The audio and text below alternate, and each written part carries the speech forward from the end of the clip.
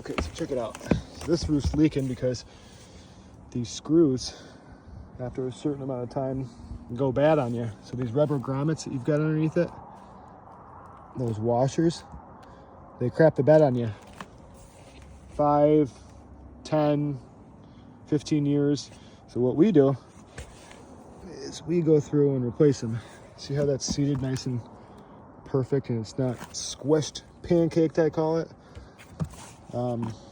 That's what happens. So we're just going through and replacing these screws.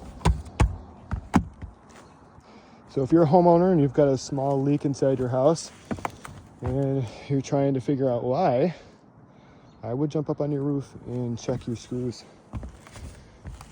So if you've got a DeWalt, set your little depth gauge here that to 11 works for me.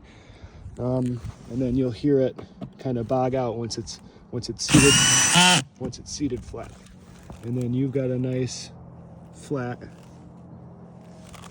screw that's going to last you another 10 years.